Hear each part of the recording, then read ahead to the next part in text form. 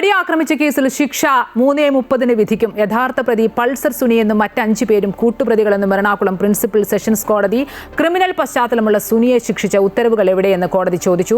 എല്ലാറ്റിനും ഉത്തരം വിധിയിലുണ്ടാകുമെന്നും വിധി വായിക്കാതെ ആരും അഭിപ്രായം പറയരുതെന്നും കോടതി. വിവരങ്ങളുമായി ശ്രീജിത്ത് നായർ ചേരുന്നുണ്ട്. ശ്രീജിത്ത്, 1.5 മണിക്കൂറിലധികം നീണ്ട ഒരു വാദപ്രതിവാദമാണ് എറണാകുളം പ്രിൻസിപ്പൽ സെഷൻസ് കോടതിയിൽ നടി ആക്രമിക്കപ്പെട്ട കേസിന്റെ വിധിയുമായി ബന്ധപ്പെട്ട് നടന്നത്. 3:30 ഈ പ്രതികൾക്കുള്ള ശിക്ഷ വിധിക്കും. ഈ വാദപ്രതിവാദത്തിൽ നിന്ന് നമ്മൾ മനസ്സിലാക്കേണ്ടത് യഥാർത്ഥ പ്രതി പൾസർ സുനി എന്ന് കോടതി പറയുമ്പോൾ 2 മുതൽ 6 വരെയുള്ള പ്രതികൾക്ക് വ്യത്യസ്ത ശിക്ഷാവിധി ആയിരിക്കും എന്ന് തന്നെയല്ലേ? മായ, വളരെ നിർണായകമായൊരു കാര്യമാണത്. കാരണം എന്തായാലും എല്ലാ പ്രതികൾക്കും പ്രോസിക്യൂഷൻ ആവശ്യപ്പെട്ടിരിക്കുന്നത് പരമാവധി ശിക്ഷ നൽകണമെന്നാണ്. പക്ഷേ അങ്ങനെ എല്ലാ പ്രതികൾക്കും ഒരേപോലെ ശിക്ഷ നൽകേണ്ട ഒരു സാഹചര്യം ഉണ്ടോ എന്നുള്ള ഒരു വാദപ്രതിവാദമാണ് ഇത്രയും നേരം കഴിഞ്ഞ 1.5-2 മണിക്കൂറായി കോടതിക്കുള്ളിൽ നടന്നത്. ഓരോരുത്തർക്കും പരമാവധി ശിക്ഷ നൽകേണ്ട കുറ്റകൃത്യം ചെയ്തത് 1-ാം പ്രതിയെപ്പോലുള്ളവരുണ്ട്. എന്നാൽ മിനിമം ശിക്ഷ നൽകേണ്ട പ്രതികൾ മറ്റുള്ളവരുമുണ്ട്. അതുകൊണ്ട് എല്ലാവരെയും സമീകരിച്ച് കാണേണ്ട ഒരു സാഹചര്യമുണ്ടോ ഉൾപ്പെടെ നിർഭയ കേസ് പോലുള്ള വളരെ ബ്രൂട്ടലായി നടന്ന ഒരു കേസുമായി ഇതിനെ സമീകരിക്കേണ്ട ആവശ്യമില്ല എന്നുള്ള രീതിയിലാണ് പ്രതിഭാഗം അഭിഭാഷകർ കോടതിയെ അറിയിച്ചിരിക്കുന്നത്. മാത്രമല്ല, സമൂഹത്തിന് സന്ദേശമാകേണ്ട രീതിയിൽ വേണം ഈ കുറ്റകൃത്യങ്ങളുടെ വിധി പകർപ്പ് പുറത്തേക്ക് ചെല്ലുമ്പോൾ ആ ഒരു സന്ദേശമാണ് ലഭിക്കേണ്ടതെന്ന് പറഞ്ഞപ്പോൾ സമൂഹത്തിന് പാഠമാകാൻ വേണ്ടിയാണോ കോടതി വിധികൾ എഴുതേണ്ടത്, അതോ കുറ്റകൃത്യങ്ങൾക്ക് അനുസൃതമായും നിയമവ്യവസ്ഥകൾക്ക് അനുസൃതമായും എന്ന രീതിയിലുള്ള ചോദ്യങ്ങളാണ് ചോദിച്ചത്. എന്തായാലും ഇന്നും കോടതിയിൽ ഈ കേസിൻ്റെ അവസാന ദിവസവും ഈ പ്രോസിക്യൂഷനുമായി ബന്ധപ്പെട്ട വാദപ്രതിവാദങ്ങൾ നടക്കുമ്പോൾ പോലും കോടതിയുമായിട്ട് ബന്ധപ്പെട്ട അഭിപ്രായ വ്യത്യാസങ്ങൾ ഇതിൽ നിന്ന് നമുക്ക് നിരീക്ഷിക്കാൻ സാധിക്കും. ഈ കഴിഞ്ഞ കാലങ്ങളിലെല്ലാം തന്നെ പ്രോസിക്യൂഷൻ പല സ്ഥലങ്ങളിലും കോടതിയുമായി ബന്ധപ്പെട്ട ചില അസ്വാരസ്യങ്ങൾ നിലനിന്നു. ഇന്ന് പ്രധാനമായി എല്ലാ പ്രതികൾക്കും ശിക്ഷ ഒരേപോലത്തെ ശിക്ഷ വേണമെന്ന് പറയുമ്പോൾ അതിൻ്റെ സാങ്കത്യത്തെക്കുറിച്ച് കൂടിയാണ് കോടതി ഇപ്പോൾ ആലോചിക്കുന്നത്. എന്തായാലും 3:30 മണിക്ക് ഇതിനുള്ള ഉത്തരങ്ങൾ എല്ലാം ലഭിക്കുക തന്നെ ചെയ്യും. പ്രധാനമായും മാർട്ടിൻ ഉൾപ്പെടെയുള്ളവരുടെ കാര്യത്തിൽ 5.5 കൊല്ലം താൻ നിരപരാധിയായിട്ട് ജയിലിൽ കിടക്കുന്ന ഒരു സാഹചര്യമാണ് ഉണ്ടായത്. തനിക്കെതിരെ ഒരു പെറ്റി കേസ് പോലും ഉണ്ടാകുന്ന ഒരു സാഹചര്യം ഉണ്ടായിരുന്നില്ല. ആ ഘട്ടത്തിൽ തന്നെ വെറുതെ വിടണമെന്നുള്ള ആവശ്യം കോടതിയിൽ പറയുമ്പോൾ പ്രതികളുടെ മുൻകാല അനുഭവങ്ങൾ കൂടി പരിഗണിച്ച ശേഷം ഉള്ള രീതിയിലുള്ള ശിക്ഷാവിധികളാണ് വേണ്ടതെന്നുള്ളൊരു അഭിപ്രായ പ്രകടനമാണ് കോടതിയുടെ ഭാഗത്തു നിന്നുകൂടി ഉണ്ടായിരിക്കുന്നത്. എന്തായാലും നമുക്ക് വേണ്ടി ഇത്രയും നേരം കോടതിയിൽ നിന്നുള്ള വിവരങ്ങൾ നൽകിയത് അശ്വതിയാണ്. അശ്വതി, ഇപ്പോൾ കോടതി നടപടികൾ ഇപ്പോൾ ഒരു ഘട്ടത്തിൽ 3:30 ശേഷം 3:30 വിധി എന്ന് പറഞ്ഞതോടുകൂടി അശ്വതി പുറത്തു വന്നിട്ടുണ്ട്. എന്തായാലും കോടതിയിൽ എന്താണ് പ്രധാനമായും നടന്നതെന്ന് നേരിട്ട് കണ്ടത് അശ്വതി തന്നെയാണ്. അശ്വതി, ഇക്കാര്യത്തിൽ ന്യായാധിപ വളരെ വ്യക്തമായി തന്നെ കേസ് തുടങ്ങിയപ്പോൾ തന്നെ മാധ്യമങ്ങൾ എടുത്തൊരു നിലപാടിനെ വളരെ ശക്തമായി തന്നെ താക്കീത് ചെയ്യുന്ന ഒരു കാര്യമുണ്ടായി. മാത്രമല്ല, പ്രോസിക്യൂട്ടർ പറയുന്നു കോടതി വിധി ഒരു സന്ദേശമാകണമെന്ന് പറയുമ്പോൾ അർഹിക്കുന്ന ശിക്ഷ കൊടുക്കണമെന്നൊരു നിലപാടിലേക്ക് പോകുന്നു. ഇത് എങ്ങനെയായിരുന്നു ഇന്നത്തെ കോടതി നടപടികൾ എങ്ങനെയായിട്ടാണ് ഒന്ന് നിരീക്ഷിക്കുന്നത്? ഈ കോടതി നടപടി ആരംഭിച്ചപ്പോൾ തന്നെ ജഡ്ജി ഹണിയം വർഗീസ് അവർ പറഞ്ഞത് മാധ്യമങ്ങളെ രൂക്ഷ ഭാഷയിൽ വിമർശിച്ചുകൊണ്ടാണ് ഇന്നത്തെ കോടതി നടപടി തുടങ്ങിയത് തന്നെ. കോടതിക്കുള്ളിലും അതിനുശേഷവും അവസാന ഘട്ടത്തിലേക്ക് എത്തുമ്പോഴും കോടതിക്ക് അകത്തും പുറത്തും പലരും സ്ഥാപിത താല്പര്യങ്ങൾ മുൻനിർത്തിക്കൊണ്ട് ചില കാര്യങ്ങൾ പറയുന്നു, അഭിപ്രായങ്ങൾ പറയുന്നു എന്നും അവർ വീണ്ടും ആവർത്തിക്കുന്ന ഒരു സ്ഥിതിവിശേഷം കൂടി ഉണ്ടായിട്ടുണ്ട്. മാത്രമല്ല, എന്തെങ്കിലും അഭിപ്രായം പറയുന്നതിന് മുൻപ് അവർ ഈ ജഡ്ജ്മെൻ്റ് ഒന്ന് വായിച്ചു നോക്കണം എന്നുള്ള ഒരു കാര്യം കൂടി ജഡ്ജി ഇന്ന് വ്യക്തമാക്കിയിട്ടുണ്ട്. മാത്രമല്ല, അവർക്കെതിരെ അതായത് അത് പലതവണ ഇൻഡയറക്റ്റ് ആയിട്ട് കൂടി ജഡ്ജി പറഞ്ഞിട്ടുണ്ട്. താനും ഒരു സ്ത്രീയാണ്, തനിക്കെതിരെയും ചില അറ്റാക്കുകളൊക്കെ ഉണ്ടാകുന്നുണ്ട് എന്ന രീതിയിൽ തന്നെ ജഡ്ജി പലപ്പോഴായിട്ട് സംസാരിച്ചിട്ടുണ്ട്. അതായത് ഈ വിഷയത്തിൽ തൻ്റെ ഭൂതകാലം ചികഞ്ഞു പൊയ്ക്കോളൂ, പക്ഷേ അത് കോടതിയുടെ ഒരു ഡെക്കോറത്തെ അല്ലെങ്കിൽ കോടതിയുടെ ഒരു സത്യസന്ധതയെ നീതിന്യായ വ്യവസ്ഥയുടെ സത്യസന്ധതയെ ബാധിക്കുന്ന തരത്തിലാകരുത്, അതിന് കളങ്കമേൽക്കുന്ന തരത്തിലാകരുത് എന്നുള്ള അതിരൂക്ഷ വിമർശനം ഉയർത്തിക്കൊണ്ടാണ് ഇന്ന് കോടതി നടപടികൾ ആരംഭിച്ചത്. അതിനുശേഷം ഓരോ പ്രതികൾക്കും പറയാനുള്ളത്, ഞാൻ രാവിലെയൊക്കെ ലൈവിൽ സൂചിപ്പിച്ചതുപോലെ, ഓരോ പ്രതികൾക്കും ഈ കുറ്റക്കാരാണെന്ന് കണ്ടെത്തിയ പ്രതികൾക്ക് ഏതെങ്കിലും വിധത്തിൽ ശിക്ഷയിൽ ഇളവ് നൽകണമെങ്കിൽ അതിനുള്ള കാരണങ്ങൾ ബോധിപ്പിക്കാനുള്ള ഒരു അവസരമായിരുന്നു. അതിൽ പൾസർ സുനി വ്യക്തമാക്കിയത് തനിക്ക് വീട്ടിൽ അമ്മ മാത്രമേ ഉള്ളൂ എന്നുള്ള പ്രധാനപ്പെട്ട ഒരു കാര്യമാണ്. അത് ജഡ്ജി അവിടെ രേഖപ്പെടുത്തിയിട്ടുണ്ട്. 2-ാം പ്രതി മാർട്ടിൻ, അതായത് ഈ നടി സഞ്ചരിച്ചിരുന്ന വാഹനത്തിൻ്റെ ഡ്രൈവറാണ് മാർട്ടിൻ പറഞ്ഞത് ഒരു തെറ്റും ചെയ്തിട്ടില്ല, താൻ നിരപരാധിയാണ് എന്ന് പറഞ്ഞ് മാർട്ടിൻ അവിടെ പൊട്ടിക്കരയുന്ന ഒരു രംഗമാണ് ഇന്ന് കോടതിയിൽ കണ്ടത്. ഈ ചെയ്യാത്ത തെറ്റിൻ്റെ പേരിൽ 5.5 വർഷമാണ് താൻ ജയിലിൽ കിടന്നത്, എൻ്റെ പേരിൽ ഒരു പെറ്റി കേസ് പോലും ഇതുവരെ ഉണ്ടായിട്ടില്ല. അതായത് ഇതിൻ്റെ ആൻറ്റിസിഡൻസ് പരിശോധിക്കുന്ന സമയത്ത് ഇത്തരം വാദങ്ങളെല്ലാം തന്നെ അത് മുഖവിലയ്ക്ക് കിടക്കുന്ന ഒരു സ്ഥിതിയിലേക്ക് പോകും. വാർദ്ധക്യ സഹജമായ അസുഖങ്ങളുള്ള മാതാപിതാക്കളാണുള്ളത്. ഞാൻ ജോലി ചെയ്ത് കിട്ടുന്ന വരുമാനത്തിൽ നിന്നാണ് വീട്ടിൽ നിത്യച്ചെലവ് നടത്തുന്നത്. അത്തരം കാര്യങ്ങളാണ് മാർട്ടിൻ ഇന്ന് പറഞ്ഞിട്ടുള്ളത്. തൻ്റെ നിരപരാധിത്വം മനസ്സിലാക്കി ജയിലിൽ മോചിതനാക്കി തരണം, ഈ കേസിൽ നിന്ന് മോചിതനാക്കി തരണമെന്നും മാർട്ടിൻ ഇന്ന് അപേക്ഷിച്ചു. മൂന്നാം പ്രതിയായിട്ടുള്ള മണികണ്ഠൻ ഇവർ ആരുമായി കൂടിയിരുന്ന് സംസാരിച്ചിട്ടില്ല എന്നാണ് മണികണ്ഠൻ പറയുന്നത്. അതായത് 120B ഗൂഢാലോചന കേസ് ഇതിൽ വളരെ പ്രധാനപ്പെട്ടതാണ്, ആ വകുപ്പ് വളരെ പ്രധാനപ്പെട്ടതാണ്. അപ്പോൾ ഞാൻ അത്തരത്തിലുള്ള ഈ ഗൂഢാലോചനയിൽ പങ്കെടുത്തിട്ടില്ല എന്നതാണ് മണികണ്ഠൻ പറയുന്നത്. ഞാൻ മനസ്സറിഞ്ഞ് ഒന്നും ചെയ്തിട്ടില്ല. മാത്രമല്ല മണികണ്ഠന് ഭാര്യയും 2 മക്കളുമുണ്ട്. ഒരാൾ 9 വയസ്സ് ആണ് ഉള്ളത് മോൾക്ക്, രണ്ടാമത്തെ മകനാണ് 2.5 വയസ്സാണുള്ളത്. അപ്പോൾ അവരൊക്കെ തന്നെ ഡിപ്പെൻഡ് ചെയ്തിട്ടാണ് ജീവിക്കുന്നത്. അത് മണികണ്ഠൻ്റെ അഭിഭാഷകനും പറഞ്ഞിരുന്നു. അഭിഭാഷകൻ പറഞ്ഞത് 1.5 സെൻറ്റ് സ്ഥലത്താണ് വീട്. അത്രയും ഓട്ടോറിക്ഷയ്ക്ക് ഓടിച്ച് ജീവിക്കുന്ന ആളായിരുന്നു. ഇതിനു മുൻപ് യാതൊരു തരത്തിലുള്ള കേസുകളും ഇല്ല എന്നതാണ് മണികണ്ഠൻ്റെ അഭിഭാഷകനും ഈ വിഷയത്തിൽ പറഞ്ഞിരിക്കുന്നത്. ഒപ്പം തന്നെ കോടതിക്ക് അലിവ് തോന്നണം എന്ന് മണികണ്ഠൻ പറയുന്നു. അക്യൂസ്ഡ് 4 ആയിട്ടുള്ള വിജീഷ തനിക്ക് കുറഞ്ഞ ശിക്ഷ നൽകണമെന്നും തൻ്റെ വീട് തലശ്ശേരിയാണ്, അതുകൊണ്ട് കണ്ണൂർ ജയിലിലേക്ക് തന്നെ അയക്കണമെന്നുമുള്ള ഒരു കാര്യമാണ് ഈ വിജീഷ പറഞ്ഞത്. ഒപ്പം തന്നെ വടിവാൾ സലീം എന്ന് പറയുന്നത്, ഈ വടിവാൾ സലീമിൻ്റെ പേര് തന്നെ അവിടെ ചോദ്യം ചെയ്യപ്പെട്ടിരുന്നു. അതായത് വടിവാൾ ഉപയോഗിച്ചുകൊണ്ട് ഒരു കുറ്റകൃത്യം നടത്തിയതായിട്ട് അയാളുടെ പേരിൽ ഒരു കേസില്ല, എന്നിട്ടും വടിവാൾ സലീം എന്ന് തന്നെയാണ് എഴുതി ചേർത്തിരിക്കുന്നത് ഈ പ്രതിപട്ടികയിലുമുള്ളത്. അതെന്തുകൊണ്ടാണ് എന്ന് ഈ സലീമിൻ്റെ അഭിഭാഷകനും ഇന്ന് ചോദിച്ചിരുന്നു. തനിക്ക് ഒരു ഭാര്യയും 1 വയസ്സുള്ള പെൺകുഞ്ഞുമാണുള്ളത്, അത് കൺസിഡർ ചെയ്യണമെന്നതാണ് വടിവാൾ സലീം പറഞ്ഞിരിക്കുന്നത്. താനാണ് ഈ കുടുംബത്തിൻ്റെ ഏക ആശ്രയം എന്ന് പറയുന്നു. പ്രദീപ് പറഞ്ഞത് ജോലി കഴിഞ്ഞ്, അത് അക്യൂസ്ഡ് 6 ആണ്, ജോലി കഴിഞ്ഞ് വീട്ടിൽ പോവുകയായിരുന്നു, തെറ്റൊന്നും ചെയ്തിട്ടില്ല എന്ന് പറഞ്ഞ് പ്രദീപും കോടതിയിൽ പൊട്ടിക്കരയുന്ന ഒരു സ്ഥിതി ഇന്ന് കോടതിയിൽ ഉണ്ടായിട്ടുണ്ട്.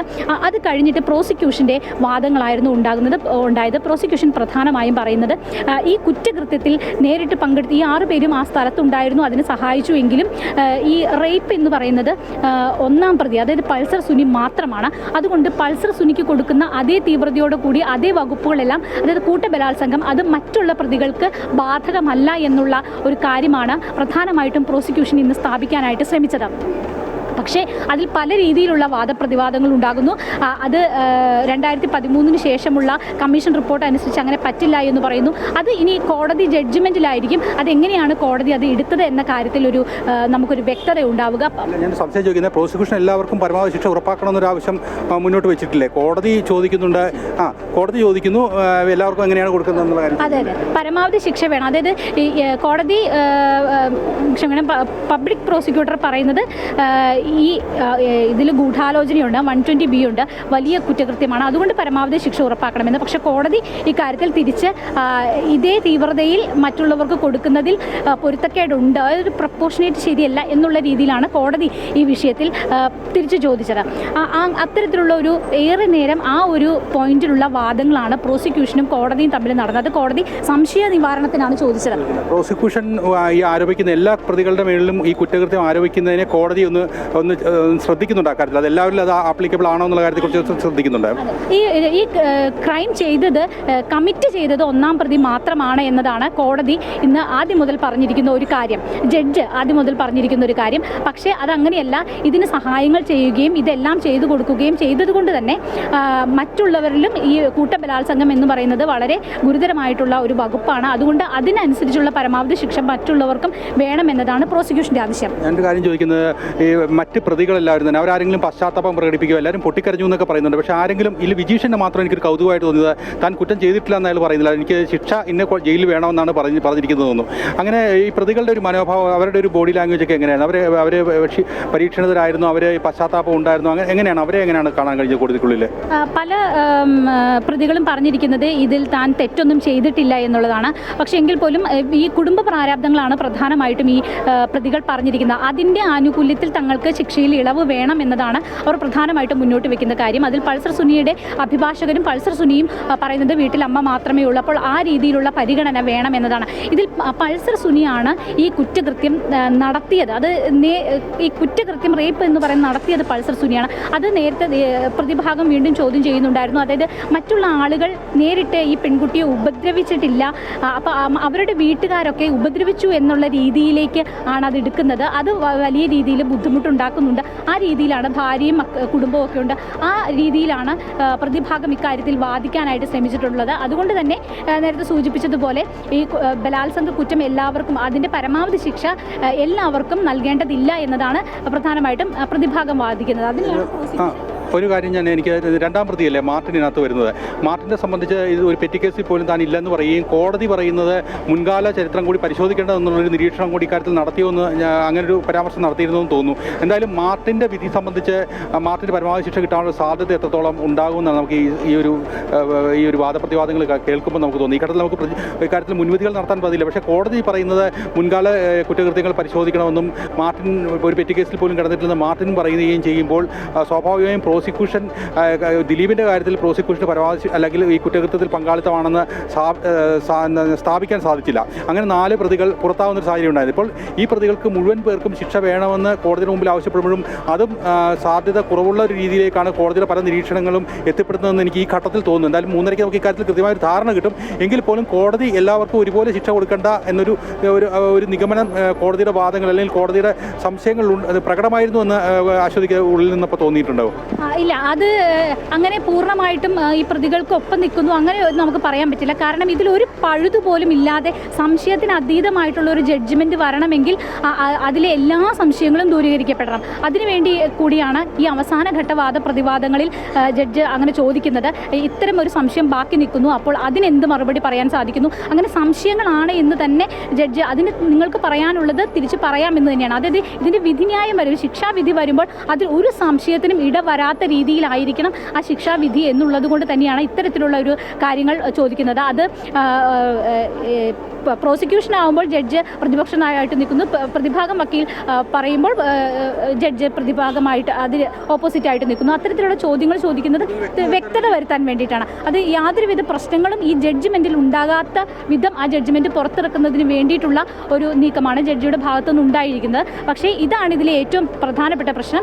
ഈ 6 പ്രതികൾക്ക് ഒരുപോലെ ഏകദേശം ഒരേ വകുപ്പുകളാണ് ഇവർക്കെതിരെ ചുമത്തിയിരിക്കുന്നത്. പക്ഷേ ഈ ക്രൈം ചെയ്ത ഒരാൾ എന്ന് പറയുന്നത് 1-ാം പ്രതിയായിട്ടുള്ള പൾസർ സുനിയാണ്. മറ്റുള്ളവർ അതിനെ സഹായിക്കുകയാണ് ചെയ്തത്. അതുപോലെ തന്നെ പൾസർ സുനിയുടെ മുൻകാല പ്രവർത്തികൾ, പൾസർ സുനിക്ക് എതിരായിട്ടുള്ള കേസുകളും ഇന്ന് കോടതിയിൽ ചോദ്യം ചെയ്യപ്പെട്ടു. അതിൽ 3 കേസുകളിൽ പൾസർ സുനിയെ വിട്ടയക്കുകയാണ് ചെയ്തിട്ടുള്ളത്. അപ്പോൾ ആ കേസിൻ്റെയൊക്കെ അവസാനം എന്ന് പറയുന്നത് വിട്ടയക്കുകയാണ് ചെയ്തിട്ടുള്ളത്. അപ്പോൾ ഈ പൾസർ സുനിയുടെ മുൻകാല കേസുകൾ എന്ന് പറയുന്നത് അവിടെ സ്വാഭാവികമായിട്ടും ഒരു ചർച്ചാ വിഷയമായിട്ട് വന്നിട്ടുണ്ട്. എന്തായാലും കോടതി വിധി എല്ലാവരും വായിക്കണം എന്നുള്ള കാര്യം കോടതി, അതായത് ചർച്ചകളിലേക്ക് കടക്കുന്നതിന് മുമ്പ് വിധി പകർപ്പ് എല്ലാവരും വായിച്ച് പഠിക്കണം എന്നൊരു കാര്യം കോടതി ഒന്ന് അപേക്ഷിക്കുക തന്നെയാണെന്ന് പറയും. കാരണം അത്തരത്തിലുള്ള വിമർശനങ്ങളും ജഡ്ജിയെ പോലും വിമർശിക്കുകയും വ്യക്തിപരമായി അധിക്ഷേപിക്കുകയും ചെയ്യുന്ന രീതിയിലുള്ള ചർച്ചകൾ പോലും നടക്കുന്ന ഒരു സാഹചര്യം ഉണ്ടാകുന്നു. പ്രതിയെ കണ്ടു കഴിയുമ്പോൾ ജഡ്ജി എഴുന്നേറ്റ് നിൽക്കുന്നു എന്ന രീതിയിൽ തരത്തെ ചില പൊതു ധാരണകൾ സൃഷ്ടിക്കപ്പെടുന്നു. ഇത്തരത്തിലുള്ള കാര്യങ്ങളെല്ലാം കോടതി വലിയ ആശങ്കയാണ് പ്രകടിപ്പിച്ചത്. കാരണം എങ്ങനെ ഒരു ഇന്ത്യൻ നീതിന്യായ വ്യവസ്ഥ പണം കൊടുത്ത് വാങ്ങാൻ കഴിയുന്ന ഒരു ചരക്കാണ് എന്നുള്ള രീതിയിലുള്ള ഒരു മനോഭാവം സൃഷ്ടിക്കാൻ ചില ചർച്ചകൾ സഹായിക്കുമെങ്കിൽ മാധ്യമങ്ങൾ അക്കാര്യത്തിൽ ജാഗ്രത പുലർത്തണമെന്ന് പറയുന്നത് കൊണ്ട് തന്നെയാണ് ഈ വിധി പകർപ്പ് കൃത്യമായി എല്ലാവരും വായിക്കണമെന്നുള്ള കാര്യം ജഡ്ജി ആവശ്യപ്പെട്ടിരിക്കുന്നത്. ഇത്രയും വളരെ വിശദമായ ഒരു വാദമാണ് കോടതിക്കുള്ളിൽ നടന്നത്. അത് വളരെ കൃത്യമായി തന്നെ നമ്മൾ പ്രേക്ഷകരിലേക്ക് എത്തിക്കുകയും ചെയ്തിരുന്നു. എന്തായാലും 3:30 മണിക്ക് ഇതിനെക്കുറിച്ച് കൃത്യമായി എന്ത് വിധിയാണ് ഉണ്ടാകുക എന്നുള്ള കാര്യത്തിൽ ഒരു വ്യക്തത വരും. അതിനുശേഷം വിധി പകർപ്പ് ലഭിക്കും. അതിനുശേഷം ഈ കേസിൻ്റെ ഒരു ഘട്ടം പിന്നിട്ട് ഇത് മേൽക്കോടതികളിലേക്ക് യാത്രയാകുകയാണ്. അത് എല്ലാവരും തന്നെ മേൽക്കോടതികളിലേക്ക് പോകുന്നു എന്നുള്ളതാണ് ഏറ്റവും പ്രധാനപ്പെട്ട ഒരു കാര്യം. അതിൽ പ്രോസിക്യൂഷൻ മറ്റ് ഒഴിവാക്കപ്പെട്ടവരെ ഉൾപ്പെടുത്തണമെന്ന് ആവശ്യപ്പെട്ട് പോകുമ്പോൾ ശിക്ഷിക്കപ്പെട്ടവർ ശിക്ഷാ ഇളവ് തേടി പോകുന്നു. ദിലീപ് ഉൾപ്പെടെയുള്ളവർ പോകുന്നത് താൻ നിരപരാധിയായിട്ട് 85 ദിവസം ജയിലിൽ കിടന്നു, അത് പോലീസിനെ കൂടാതെ തന്നെയാണ്, അതിന് തനിക്ക് നീതി വേണമെന്ന് ആവശ്യപ്പെട്ട് കോടതിയിൽ പോകാൻ തയ്യാറെടുക്കുന്നു എന്നുള്ളതാണ്. അങ്ങനെ ഈ കോടതി ഈ ഘട്ടം 3:30 ശേഷം ഈ വ്യക്തിപ്രസ്താവന കഴിയുമ്പോൾ ഇനിയുള്ള വാദഗതികൾ ഇനി ഹൈക്കോടതിയിലായിരിക്കും. സ്വാഭാവികമായിരിക്കും ആ ജഡ്ജി എങ്ങനെയാണ് ഈ കാര്യങ്ങളെ നോക്കിക്കാണുക എന്നുള്ളതാണ് ഏറ്റവും പ്രധാനപ്പെട്ട കാര്യം. ഇതിൽ ഒരു ചോദ്യം പ്രധാനമായിട്ടാണെന്ന് എനിക്ക് തോന്നുന്നു. ഈ കേസിലെ ഇനിയും അന്വേഷണം ബാക്കിയുണ്ടോ എന്നൊരു ചോദ്യം പ്രോസിക്യൂഷനായിട്ട് ചോദിച്ചത് ശ്രദ്ധയിൽപ്പെട്ടിട്ടുണ്ട്. അതായത് മുഴുവൻ കാര്യങ്ങളും നിങ്ങൾ ഈ കോടതിയിൽ അവതരിപ്പിച്ചിട്ടില്ലേ എന്നുള്ളൊരു കാര്യവും കൂടി ഈ പ്രോസിക്യൂഷനോട് കോടതി ചോദിച്ചിട്ടുണ്ട്. എന്തായാലും 3:30 മണിക്ക് ഇതുമായി ബന്ധപ്പെട്ട ഏറ്റവും നിർണായകമായ ആ സമയത്ത് ഈ വിധിയുമായി ബന്ധപ്പെട്ട കൂടുതൽ വിശദാംശങ്ങളും വിധിയും അതിനുശേഷം വിധി പകർപ്പ് ഉൾപ്പെടെയുള്ള കാര്യങ്ങളും പുറത്തു വരും. അത് നമുക്ക് കൂടുതൽ ഈ കേസിനെ കുറിച്ച് തിരിച്ചറിയാൻ സഹായിക്കും എന്ന് കരുതുന്നു. മായ.